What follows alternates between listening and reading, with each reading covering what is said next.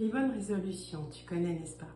Elles pointent le bout de leur nez à chaque nouvelle année et généralement, en fait, on ne les tient quasiment jamais. Je t'explique pourquoi dans quelques instants. Et je te propose à la place de ces fameuses bonnes résolutions, eh bien, pourquoi pas de plutôt parler d'intention. Si jamais cela t'intéresse, eh bien, un peu plus loin dans la vidéo, je te présente une méthode simple en 4 étapes pour pouvoir poser des intentions claires et précises et actionnables et te permettre d'aller au bout de tes objectifs plutôt que de poser des bonnes résolutions qui ne se tiendront pas. Alors, qu'est-ce que c'est que ces fameuses bonnes résolutions? Eh bien, ce sont ces petites phrases que l'on se dit, voire même parfois des injonctions que l'on se formule à soi-même et parfois même devant des personnes, devant témoins pour essayer de se motiver. Et c'est justement pour essayer de se motiver à changer quelque chose à l'intérieur de nous qui ne nous convient plus ou qu'on ne veut plus. Ces résolutions, en fait, ça donne à peu près ça. Tiens, cette année, j'ai décidé d'arrêter de fumer. Ou encore, je vais prendre du temps pour moi. Cette année, c'est décidé, j'apprends à dire non. Ou encore, il n'est plus question que je me laisse faire par ce collègue de travail qui m'exaspère. Voilà, et on peut rallonger la liste un peu comme ça. Je suis sûre que tu en as toi-même des résolutions qui ont traversé ton esprit pendant que j'en citais. Alors, pourquoi ces bonnes résolutions, en fait, elles ne tiennent pas? Elles ne tiennent pas pour plusieurs raisons. D'abord, elles sont trop vagues, trop floues. Souvent, elles ont un objectif trop ambitieux. Derrière ces injonctions, ces bonnes résolutions, en fait, il n'y a pas de plan d'action concret pour les mettre en œuvre. Et puis, souvent, on est démotivé au premier obstacle. Et pour moi, celle qui est essentielle, en fait, c'est celle-ci, c'est-à-dire qu'elles sont souvent basées, ces bonnes résolutions, sur l'affect et l'émotionnel. Si bien que l'aspect rationnel de ce changement espéré, en fait, il n'est pas pris en compte.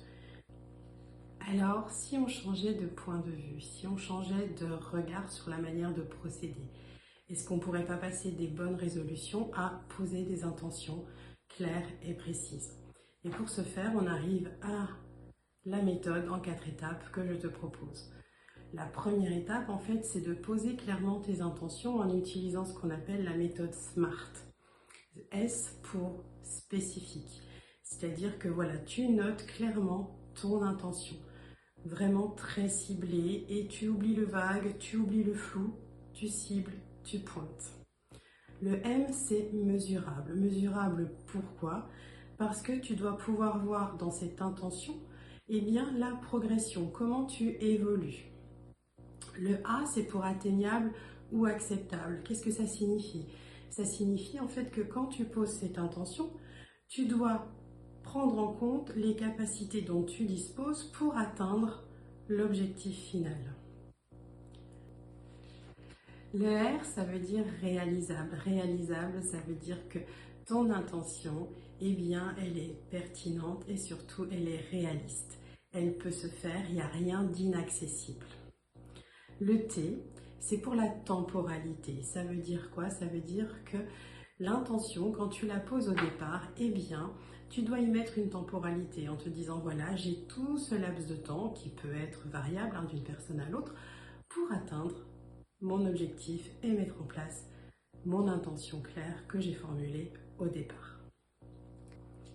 Nous voici à la deuxième étape de cette méthode qui est celle d'anticiper les obstacles. Tu vas repérer dans tes intentions claires, eh bien, s'il y a des freins éventuels à leur réalisation. S'il y en a, tu vas chercher, préparer des solutions de rechange. Et puis, tu vas aussi créer un environnement favorable à la réussite de tes intentions. Et puis, une chose essentielle encore, eh bien, c'est de trouver du soutien. Parce qu'il y a des choses qu'on peut faire seul et c'est OK parce qu'on a les ressources. Et puis, parfois, quand on a posé des intentions, quand on veut quelque chose, quand on veut réussir quelque chose qui nous tient à cœur, eh bien, de temps en temps, on aime bien trouver du soutien dans une parole réconfortante, dans un sourire, dans un regard encourageant. Donc, toutes les formes de soutien sont les bienvenues et permettent de garder le cap. La troisième étape maintenant de cette méthode, eh bien, c'est de créer des micro-habitudes, tout simplement. Tu vas créer des petites habitudes dans ce que tu mets en place, c'est-à-dire que tu vas aussi découper chaque intention en sous-intentions et tu vas incorporer ça dans ton quotidien, dans tes habitudes quotidiennes, de manière à toujours avoir un petit espace-temps où finalement, sans même vraiment t'en rendre compte, eh bien, tu travailles à la réalisation de tes intentions. Et dans ce point-là, dans cette étape-là, il y a une chose importante, c'est, eh bien, tu vois un petit peu comment tu évolues et tu savoures, tu célèbres, on peut le dire comme ça, même si c'est peut-être un peu fort, chaque chose que tu as réussi. Tu laisses venir le sentiment de satisfaction, de contentement pour ce que tu as pu déjà réaliser.